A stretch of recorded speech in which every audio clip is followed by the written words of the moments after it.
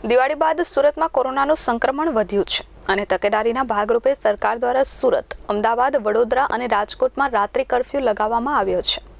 આ દરમિયાન સુરતમાં તંત્ર દ્વારા વિવિધ બેનરો સાથે ભીડભાડવાળી જગ્યાએ જઈ લોકોને સમજાવ્યા હતા। વહેલી સવારથી સુરત મહાનગરપાલિકાના અધિકારીઓ રોડ પર આવી લોકોને સમજાવતા જોવા મળ્યા હતા અને લોકોને કામ વગર ઘરની બહાર ન નીકળવા, સોશિયલ ડિસ્ટન્સ જાળવવા તેમજ માસ્ક ફરજિયાત પહેરવા અપીલ કરી રહ્યા હતા। સુરતમાં દિવાળી બાદ કોરોનાએ ફરી માથું ઊંચક્યું છે, જેને લઈ તંત્ર હરકતમાં આવ્યું છે।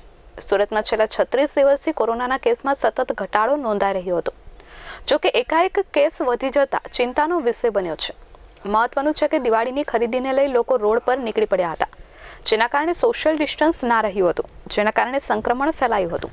જો કે રાજ્ય સરકાર દ્વારા રાત્રે 9 થી સવારે 6 વાગ્યા સુધી કર્ફ્યુ જાહેર કર્યું છે। તેવામાં સુરત મહાનગરપાલિકાના અધિકારીઓ રોડ પર આવેલી બેઠકો, ચાની લારી વગેરે જગ્યા પર જઈ લોકોને જમાવડો નહીં કરી કામ વગર બહાર ન બેસવા જણાવ્યું હતું। બીજી બાજુ સુરત મહાનગરપાલિકાના અધિકારીઓ બેનરો સાથે રોડ પર ઉતરી આવ્યા હતા અને લોકોને બેનરના માધ્યમથી સમજાવ્યા હતા। રોડ પર રહેતા લોકોનો પણ સામાન ખસેડી મનપાના રેન બસેરામાં રહેવા જણાવ્યું હતું। આમ તંત્ર દ્વારા લોકોને સમજાવવામાં કોઈ કચાશ બાકી રાખવામાં આવી નથી। હવે લોકો ઘરે રહી પોતાને સુરક્ષિત રાખે અને માસ્ક ફરજિયાત પહેરે તે ખૂબ આવશ્યક છે। મયુર ઠક્કર, એસ24 ન્યૂઝ, સુરત।